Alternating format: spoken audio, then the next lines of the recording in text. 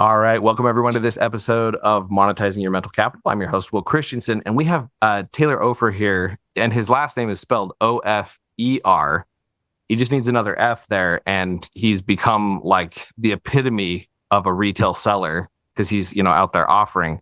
I was just teasing him a little bit and asking if he knew Oz Merchant. And you mentioned you don't know Oz yet. True. So I don't know him. I'm going to introduce you to Oz. His last name is literally Merchant, and his first name, and you speak Hebrew, correct? That's right. Okay, so Oz in Hebrew means powerful, courage. Courage. Yeah. So I think that's a little unfair that his name is Powerful Merchant. That's true. How do you beat that? Like, I don't. I'll introduce you after the podcast. Oz is a fantastic guy. He actually, like 2 or 3 episodes ago, Oz was the guy who was on. And yeah, your last name, you just need to add one F there, and you can compete with Oz. It used to be with an F. That's what my parents use. When we're thinking about what you just mentioned, and I never thought about it before, to be honest with you. And thanks for having me today here in your podcast, Will. Hey, yeah. I mean, my parents should have called me Retail, so I would be a Retail Offer. That would be perfect. Hey, Retail, how's it going? It's going very good. Very good. Retail Offer. I love it. What's your nickname? I go by Retail. What's your last name? Offer. Oh, wow. Yeah. Okay. All right. Big Box Tribe. Yes, Big Box Tribe. Okay, yeah. So here's my question for you, Talor. And I like to open it up with this.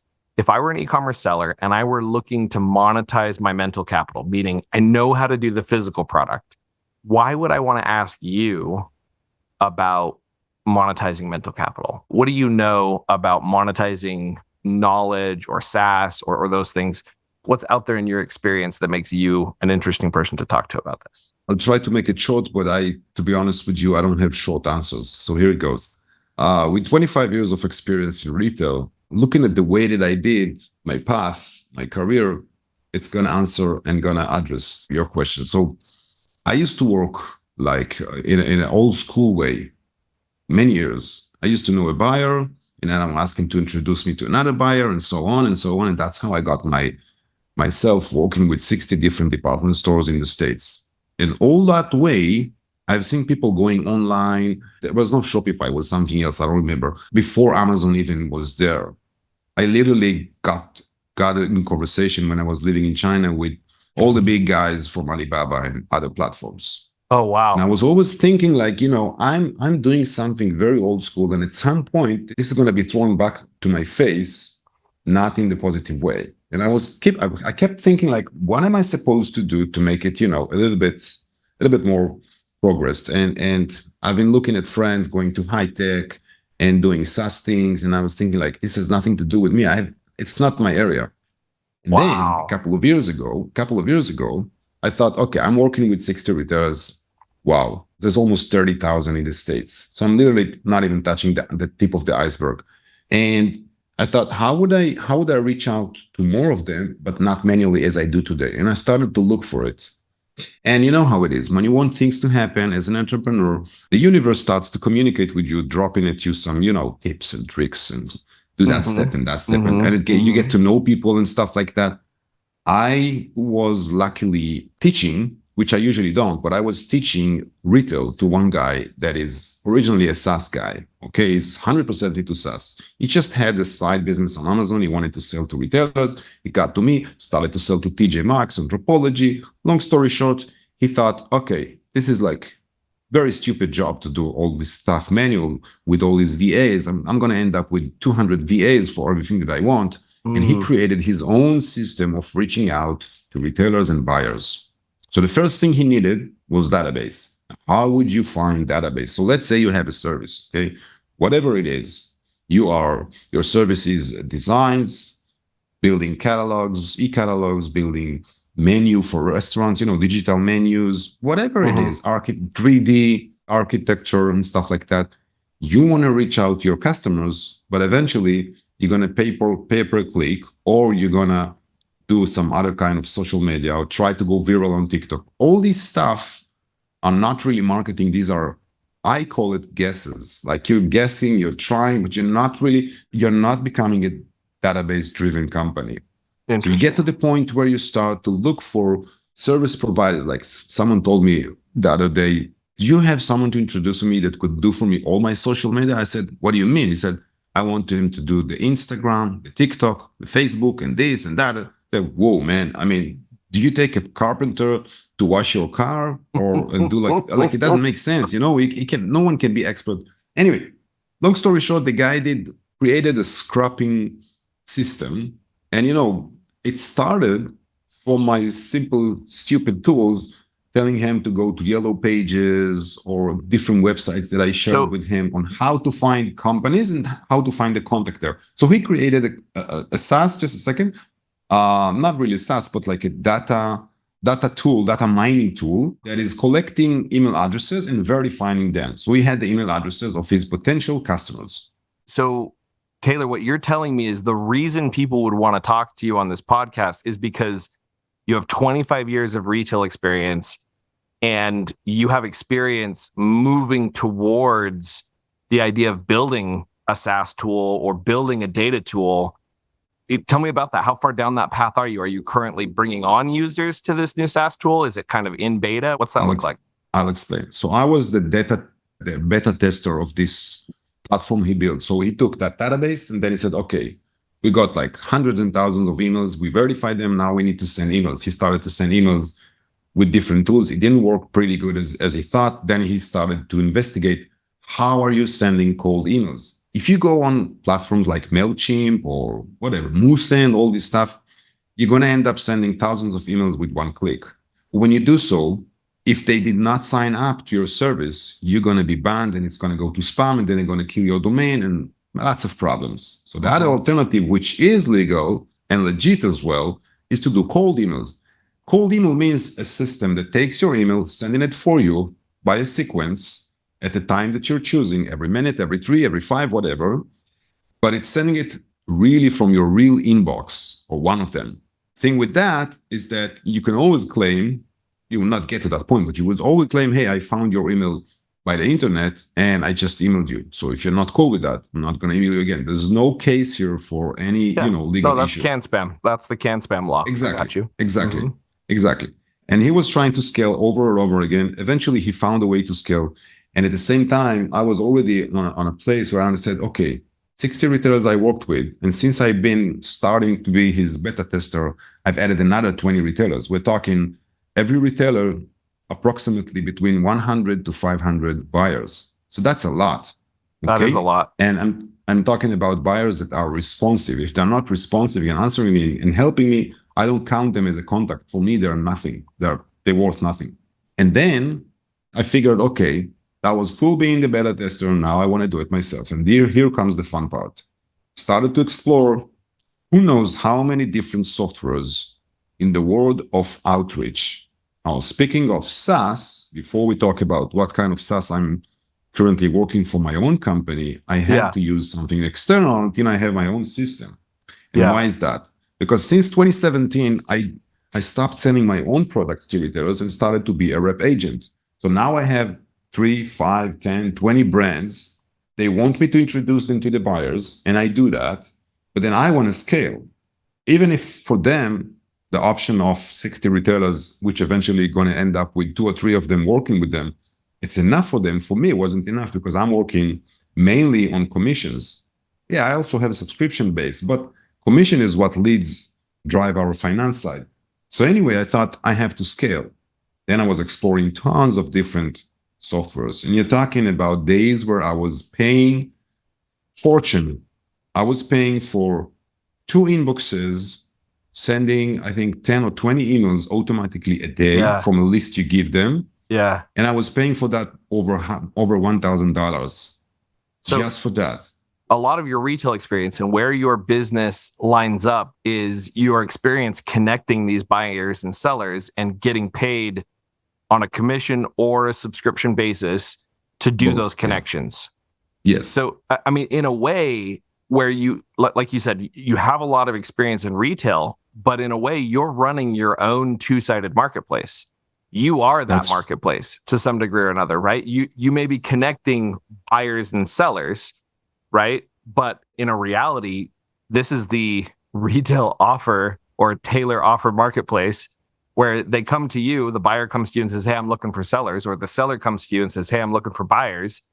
And then you get paid to connect the two. That's a two-sided marketplace. And so what you just described, the listeners are going to really like this, because we just talked a lot with Oz Merchant actually about two-sided marketplaces and how difficult they can be to set up and go there. So what you're telling me is you have the two-sided marketplace, and which side was working well and which side needed to scale? So that, was it the buyers that you were hunting for or the sellers that you were hunting for? The buyers. With sellers, I mean, I started to be a known face in the community, going to podcasts, webinars, being hosted and stuff like that. So people started to hear about it, and everyone was still looking for retail, and they don't really know how to do it. Now, the combination of this, what you call marketplace, and we get to that point because it's huge, and the combination with my personal experience and my trained team, which knows only retail, that's what they know. You can take when you look at Fiverr, Upwork, any platform for virtual assistants, 99% assure you that you will not find someone who knows retail, not at the level that you really need if you want to go retail with your products. And it doesn't matter if you have physical products or virtual ones. The same thing that I do, you can copy paste in a second and do it with services. And I've done that as well. Okay, it's a long story. We won't get to that. But anyway, a year ago, I met a guy. I was training with him for a couple of years, and then one day he said, I'm really curious. What are you doing in your life? Because we train together, we never ask questions about personal stuff. And I said, let's go for a coffee. We went for a coffee. We started to talk, and we ended up talking like 3 hours. Forgot about everything, and it was very cool conversation. We started to be friends. The next thing, a guy comes to my house. Started to ask questions about my business until the point where I said, listen, his name is Or, which is half of my name, Talor. Anyway, I said, listen, you don't want to know his family name. It's unspeakable. Like, there's no way to pronounce it, his family name. Anyway, so I said, and he's not on social media. He's such a guy. Anyway, I said, listen, you're asking me tons of questions about everything. I feel like I'm being spied. What's happening? He said, no, forget it. I have a crazy idea. I have a huge idea. I said, okay, what's your idea? He said, you are doing something in a small scale that you need to do big scale, and it's going to be a marketplace. And I was like, what are you talking about? What marketplace? Interesting. I said, okay. He said, okay, he's 26 or 7. It's a different view on life. I'm almost 50 by now. So he was explaining to me how it goes with all this, how do you call it, dates, apps. Okay, talking. What was the name? The dating apps, like the swipe name? Left, swipe Tinder. right one. Tinder. There we go. Yeah, I was like, Tinder. I'm 38, and so I'm just old enough that Tinder came out like when I was dating back in my 20s, but I never used it because all the people that were using Tinder, they were just hooking up and not actually dating. That's like not what was going on, and so I never used it. I don't want to know what would happen if there was Tinder when I was younger. I really don't want to know. Same thing goes with mobile. Like, I was traveling for years, not working, really traveling for years without, not even a camera, like nothing. There's no memories. It's everything in my head, nothing. Anyway, the guy says, just like Tinder, just like any other market, it's a marketplace. You need something, they need something. There's a match or not. It's just a matching. That's the way he saw it.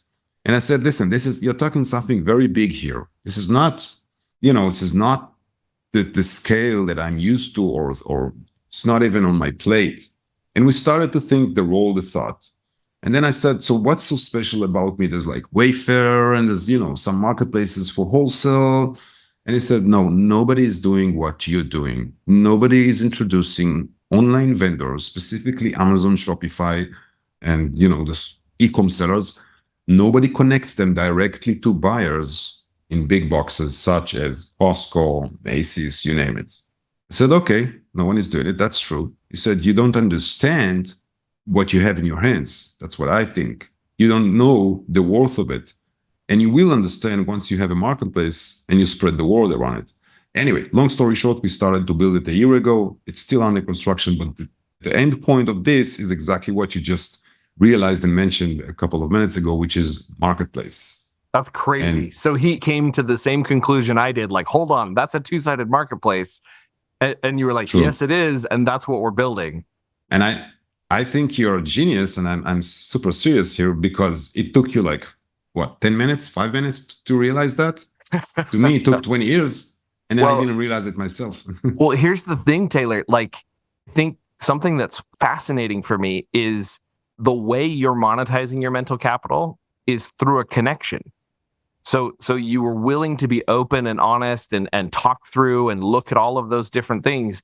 And that's part of what created this opportunity for you to dig in this way and create a space where you're connecting the dots. And so all you're doing is taking something that you were doing manually, a service that you were providing manually, and you're now turning that into an automated process in the form of a SaaS. We're essentially building a robot version of Talor who's going to sit in between and matchmake. Exactly. When AI rolled out a couple of years ago, well, everybody spoke about it a year and a half ago. But before that, when it just enrolled, I had a brainstorming with that guy that created the previous SaaS I told you about. And he said that there would be a point that he will be able to duplicate himself with AI. And I thought, like, this is like super future thing. It's not going to happen in the next 50 years. He was like, no, mate, you're so wrong. It's going to take a year or two, not more than that. It still didn't really happen, but it's happening. It's going there. And it's exactly what you just mentioned. Like, I'm duplicating myself, scaling it. And if you want to call it SaaS, yes, it's SaaS. Because eventually, behind the scenes, obviously, there's GPT API, there's Google Script, and others like that. And they are doing this. So yeah, you need to do some corrections. You need to connect the dots. You need to put everything into the electricity. Again, I'm old school, yeah? If anything doesn't work, I always tell my team, like, just restart, close it and turn open it off again. and on again. Exactly. That's all I know about those areas. But I know what I need. I know what the customer wants to see. I know what the buyer wants to see. I know what both of them are looking for, so I can make the match. Okay, Talor, I love it. We're going to shift the conversation here just a little bit. When is the first time you can remember monetizing mental capital? So a lot of times this brings up a lemonade stand story where, I was 5 years old and we, sold lemonade on the corner, or, one guy sold Coke to his brothers and sisters out of a fridge in his room. Like, I had a guy who was like, yeah, I sold drugs in high school. Like, I've heard all sorts of different stuff. What's the first time you can remember monetizing mental capital? Well, I didn't sell a lot of drugs in my life. I'm not going there necessarily. I'm just kidding. I'm just kidding. We have had those guys on the podcast before. It's, it happens, to each his own. I'll tell you something that not necessarily would really address your question. It depends what the audience wants to hear, but I'll tell you something real. I live in Israel, and obviously my mother language is not English.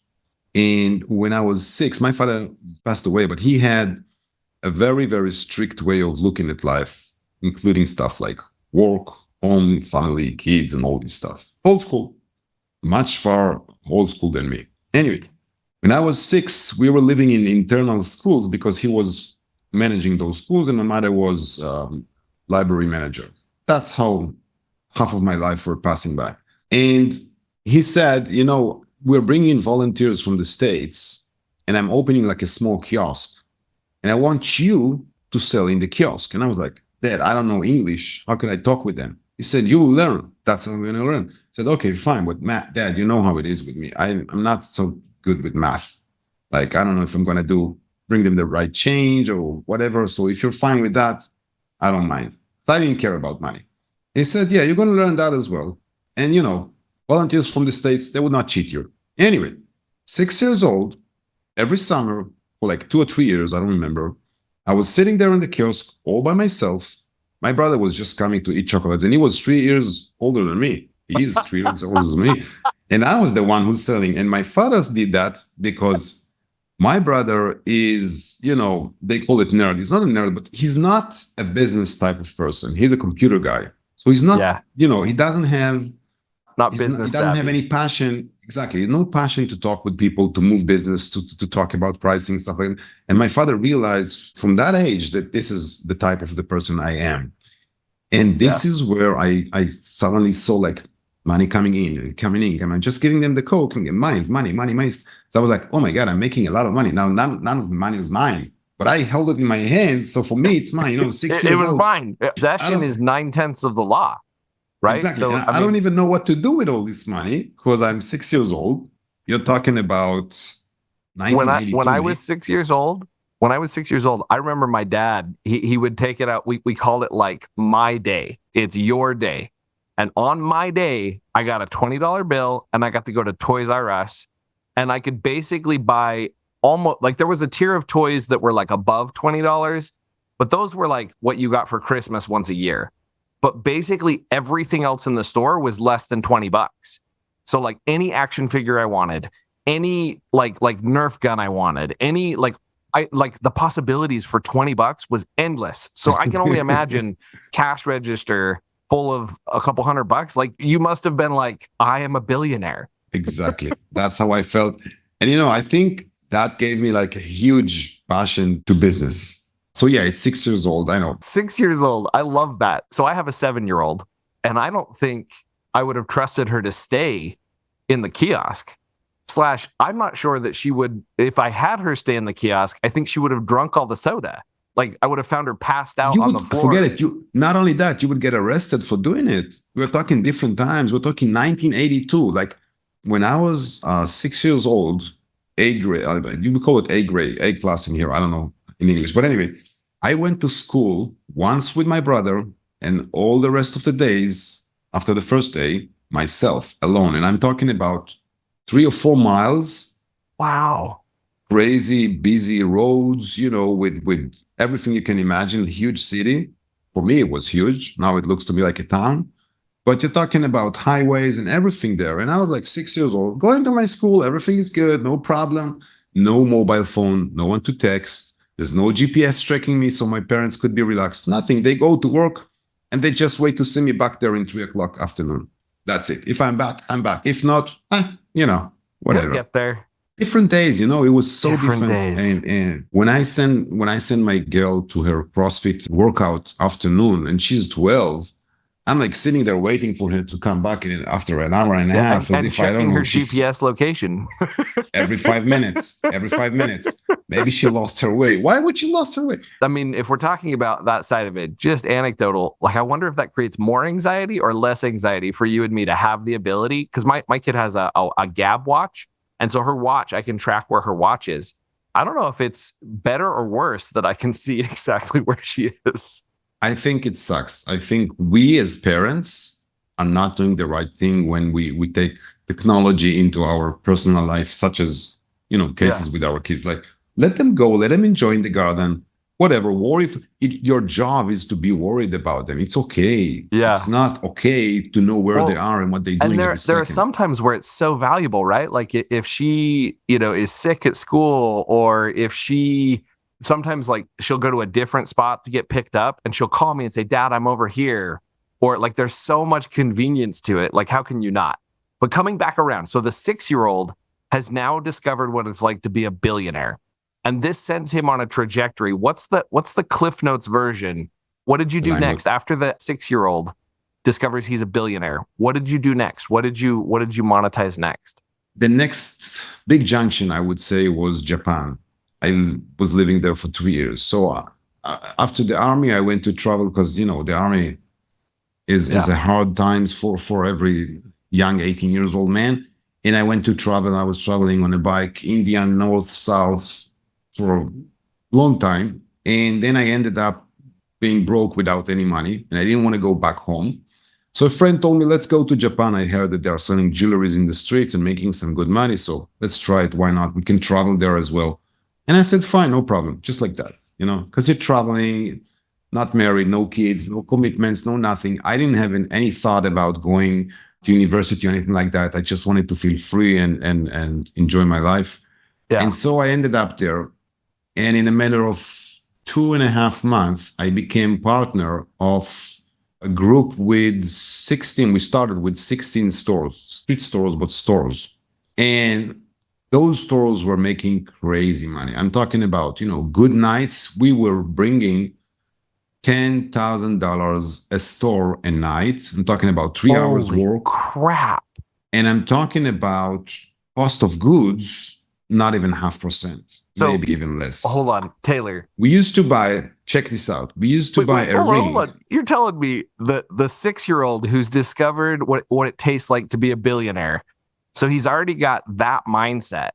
He goes into the army, learns some discipline and a lot of the other pieces that come with that. Then he goes to Japan and he's gone there to feel free and just mess around. He sees this operation and he's like, holy crap, we could be billionaires. And he remembers what it was like to be 6, holding all of that money. And he's like, oh, this could be real. Exactly.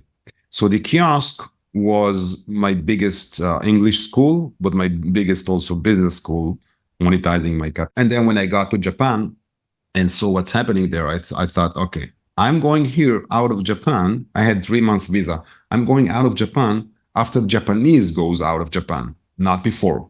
As long as they're here, I'm here. I ended up being thrown out of the country after 3 years because I didn't have a visa. I just stayed there. I said, I don't care. I'm not going anywhere. I don't care. 3 years, I'm not moving, not going back home. Mom, dad, forget about me. That's what I did. I was crazy about Japan. It's amazing there. Anyway, we did tons of money. Like it was like garbage. I was 22 or 21. And this is not the age you want to throw so much money on a person, because I literally spent everything, and it was a lot to spend. I don't even, if today would give me those amounts, I wouldn't know how to spend them. And I have 3 kids, yeah? I wouldn't know how to spend them. I don't have the ability.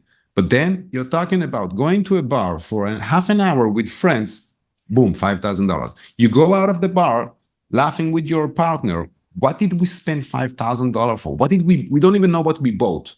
Nothing. It was crazy. But, and we were bought the buying whole room drinks. The whole room, the girls, you know how it is. Yeah. Parties, like party mode. And we were working nights. So you finish working at 1 or 2 o'clock a.m. You don't go to sleep. You go party until 6, 7 a.m. every day. Boom, boom, boom, the same. Yeah. Yeah. You wash your teeth in the Michelin restaurants in the morning. That's how we lived, we lived like crazy. We really thought it's going to be like that all our life. Like, okay, that's how it works. That's how it is after the army. You get money as much as you want, and then, which is bullshit, obviously. That's crazy. That's crazy. Yeah, and let me wrap it up for you. Later on, I was in Spain. I was doing other stuff, importing, stuff like that. Never mind. I got somehow to China because my supplier was not able to supply to me. So I said, okay, I'm going to go to China and supply myself. Ignorant, because I got to China. I'm standing there in the middle of nowhere in a huge city. I don't know where is left and right, north, south. And I'm supposed to find bag factory. Where would you find a bag factory? You don't even know a word in Chinese, and they don't speak English. We're talking 2003. In 2003, that was like right before the iPhone may have just come out, but there was no Google Translate. No. There was no iPhone. iPhone came out. I remember first seeing iPhone on 2007 or 8, something like that. The first one. That's what I remember. I might be wrong, a year or two, but that's more or less the time. Oh, you're right. 2007. January 29th, 2007. I remember that because I remember that 2 years before I left on 2010. 2 years before, I saw one of the guys who left was a friend coming with his iPhone. I said, what do you need it for? You're right. This is crap. I had my Nokia and was happy. Anyway, I somehow found someone who could help me in English, broken English, but still English. Step by step, I created my own company. I came for 2 weeks and I stayed 7 years. I just realized that, wait a second, I'm in the middle of the goal of the entire globe. The gold is here. It's not in the States. It's not in Japan. It's freaking here. Like, you buy a bag for $2, and I know that the bag, because I came from Spain, the bag is selling there for 120 euro fast, without efforts. If you want an effort, you're going to sell it for 200. Okay? So I thought, okay, I'm going nowhere. I called the guy in Spain and said, the business is yours. I'm going to send you stuff. You're going to buy it for me. I leave you the line of, accessories we had. I'm going to be your supplier, but I'm not going back. We had an agreement. Goodbye. And then I started to look for customers because, hey, I have products. I need customers. And I found them. But here is the third thing that happened, which is wrapping up this kiosk, Japan and China. I got 2 contracts back in 2004, I think, or right after coming to China. I was like in the first year or so. I got 2 contracts. First contract was $1.5 million contract for steam irons with Costco through a partner that I made a partnership in Canada, Costco Canada. The second one was for another product in the States. And the second one was 1.1 million. So here you are, a guy who did tons of money in Japan and managed somehow to lose most of it, starting from scratch again and gaining like crazy contracts. And it's just the beginning. It's the first contract only. And I was like, okay, this is cool. Then I got a huge slap to my face from the factory, both of them. They screwed me to the bones. I had to scratch myself from the floor for literally more than 2 years. I ended up with even no money for it. Forget about the rent. I'm talking about not enough money for coffee in the street, not enough money for vegetables. I was at that point. I got away with that. I paid everyone who I owed money, got everything settled down, and I raised another company again and succeeded. But that slap, 2 slaps actually, was the biggest lesson in my life. Understanding that you can get all the gold on a plate, but if you act like an idiot, the gold's going to turn shit. Sorry for my French. And that's like wrapping up, like, you have to have balance. And from that point, I started to be what we call a human being and not someone who thinks he's whatever. Because I really thought I'm like, wow, there's no one like me. I'm insane. I'm genius. And I was not even an idiot. I was less than that. I was just a lucky idiot, but an idiot. So some serious humility there that you had to kind of learn that humility and figure out where to go. Yeah. Yeah. And I thank God for that slap because I needed that. I really needed that. So let me ask you this. And I think if I'm summing up your story and kind of hearing where you've gone in all of this thing, connection seems to be the thing that I keep hearing over and over and over again. You have an ability, you literally dropped yourself in the middle of China with no one that you knew, and you figured out how to get someone to help you, broken English, get around, connect those dots. 2 questions. First question, when you're in that moment of desperation where you're like, well, crap, how am I going to solve this problem? How do you go about finding someone to help you solve that problem? What's the first thought? Like, oh, crap, I got to find someone to help me? Or how do you begin to pick yourself back up and figure that out? There was one specific day I wanted to buy vegetables. I had 23 RMB, which is equivalent to about $2.50. We're talking the rate there was 8.6 renminbi for dollar. I had 23 renminbi. This is not enough for nothing. And I figured, okay, I don't have enough, so fuck that. I took a bus, which cost me, I think, 9 or 8 renminbi. I took a bus to the big city because I was living out of the city because of the situation. And I suddenly saw a sign in Hebrew saying the new shul, the new synagogue, is right across the street. I said, okay, I'll take coffee from Starbucks and I'll go there. Going to Starbucks, not enough money for coffee in Starbucks. And I was like, wow, this is crazy. This is getting crazy. And I didn't want to call my family and ask for help because, pride, whatever. I go to the synagogue with my face on the floor. Then someone tells me, hey, I was looking for you. And he gives me like, not high five, but, a hand. And I'm like shaking his hand and feeling something. And I'm looking at it and I'm seeing $200 in my hand. And I'm raising my hand and said, Yuda. His name is Yuda. Yuda. What are you doing here? I gave him $200 like 2 years before that. And he literally disappeared. He was a young, crazy guy. Very, very sweet. But, living his life like whatever. And he saw me from the other side of the synagogue, and he was like immediately coming towards me to give me the $200 because it was a shame. So much time passed before. Anyway, same day, another guy who was producing for Lee Cooper. I guess you know Lee Cooper, right? Yeah. He was a Lee Cooper producer. Customer came to him, wanted the tablecloths, and he said, "Wait, I'm not doing that. I'm doing only denim for Lee Cooper, so it's not, But I know Talor. He's a great guy. Maybe he can help you." And both of them came with taxi to my house, closed the deal. I didn't know the tablecloths price, but I told them it's $1.10. I figured out, I hope it's the price. The guy gives me on the table. I have this guy with Lee Cooper. His name is Benny Golan. Look for him on Facebook. He's a tall guy, very cute. He can give you a testimonial about this, that it happened. He's a witness. Anyway, the guy puts on the table an envelope with $3,000 saying, this is your deposit. Just give me a call. Let me know when it's ready. Just like that. Here's And your deposit. boom, So I'm back to business. okay, so I'm going to ask you a question. Then I have a guess to the answer to this question, but I'm going to share my guess after you actually answer it. If you could call the Talor, and we're going to go with the Talor who he's just been thrown out of Japan, right? So this is the guy who, he's just been thrown out of Japan. He's got to figure out where he's going next. If you could call him and give him one piece of advice that would help him monetize his mental capital, what would you tell him? If I gave you a cell phone that you could call him right now, I think I have an idea of what you might say. So I'll share my answer after you share yours, but I'm curious what you believe you'd say. Build a business. Don't work from your guts. Don't work from your feeling, your head. Work by numbers. System. That is not what I thought you were going to say, but I love build a system. I'll tell you what I thought you were going to say, but build a system is such a powerful, we're talking about monetizing mental capital. My grandfather, multi-millionaire, owns several apartment buildings. I was telling him I was going into business. He said, you got to build a black box where you put stuff in one side and on the other side, it prints money. And I was like, that's the dumbest thing I've ever heard.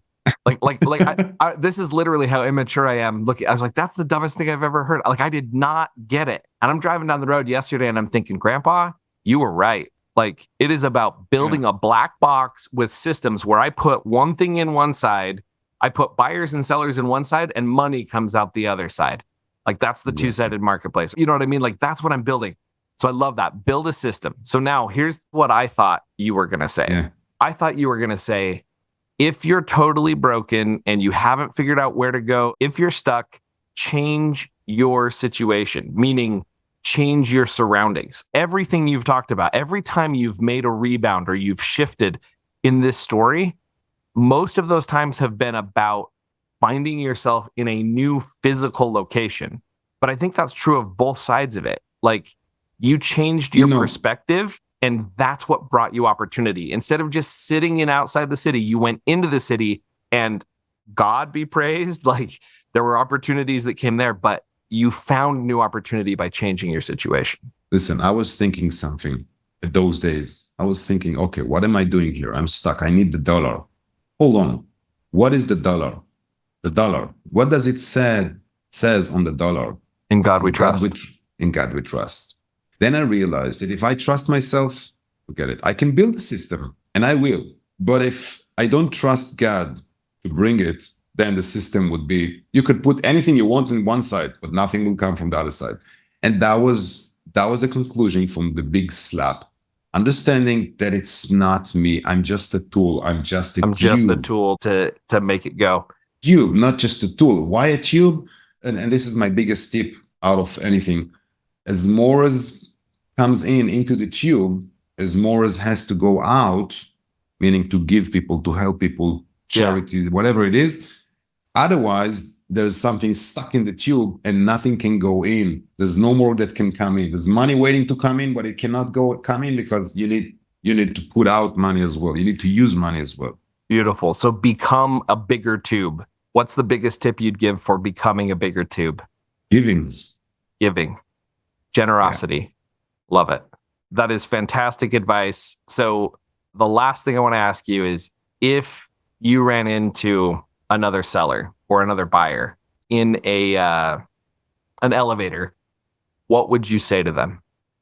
If I run to another seller or a buyer, so you got 60 seconds and you get to just tell a little bit about your marketplace or about your retail. I would tell them that we at Retail Empire, which is my company, we are connecting buyers and vendors, and our term is 2B. So there's B2B, B2C, B2G, government, and I created V2B, vendor to buyer. Vendor to buyer. Vendor to buyer. Oh, I love that. Eventually, that's what we do, V2B.